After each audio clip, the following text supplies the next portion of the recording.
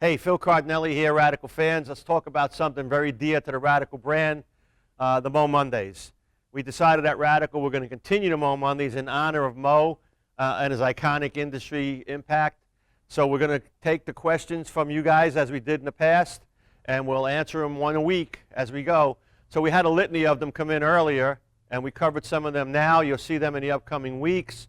In the comments below, please list any more questions you might have, and we will get to them and answer them for you. In this session, we're going to talk about factory finish, how to get back to it. We hear a lot of people say, well, I can't return my ball to factory finish. Let me explain a little bit of how we get to the factory finish. When I get some test balls in and we go to the lanes to throw them, I adjust those on the fly to get the ball to react the way we want to before it goes into production. So our testers will throw the ball, and I will simply take the ball, go into a pro shop with some Sierra pads, and work on a ball spinner and change the factory finish. Whatever it came with, I start over and make my own.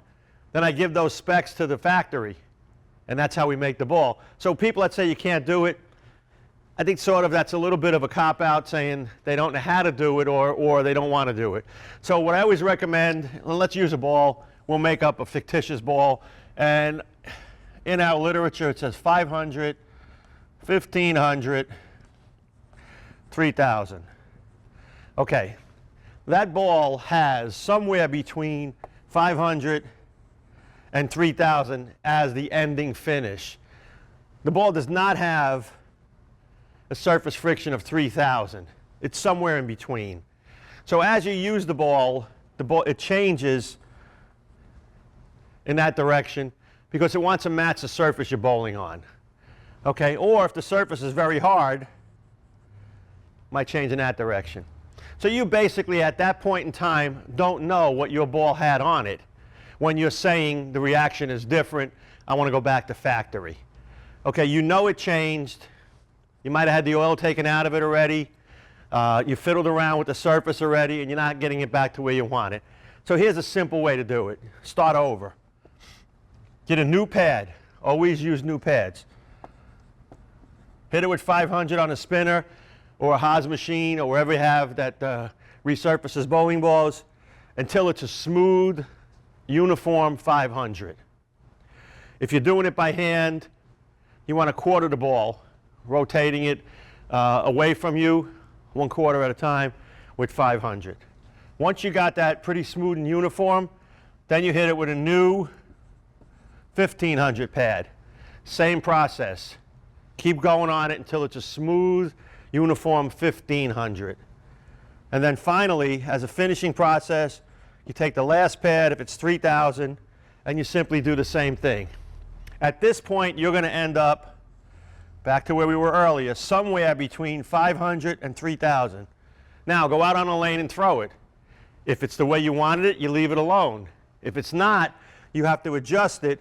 You might have to hit it longer with the 3000, or you might have to go back and hit it with maybe 2000 in the middle to adjust it a little bit. But this is your great starting point. This got you close to where you were at a factory. So it's not that hard, and that's how we do it before the ball comes out of production. I go out and try it, and we fiddle with it until we get it right. And it's a process of elimination on your part until you get the motion you want. So a misconception is the ball had 3000 on the box, and then the first thing you do is you grab a 3000 pad and you try to hit the surface with 3000. The misconception is it's not 3000. It's somewhere in between because you bowled a lot of games on it.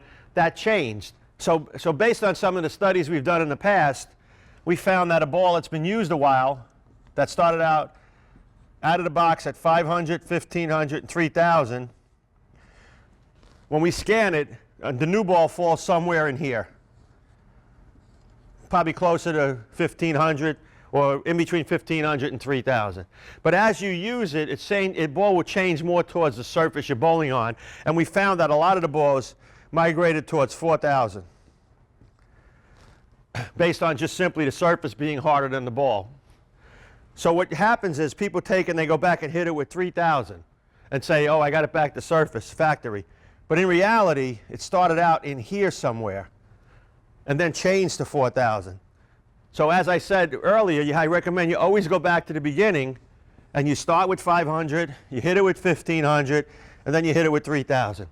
And that'll get you back closer to factory finish than just grabbing a 3000 and hitting a 4000 with a 3. If you think about it, hypothetically, if you had a 4000 finish from the surface you bowled on and had 3000 under it, you're going to have somewhere around 3500 about.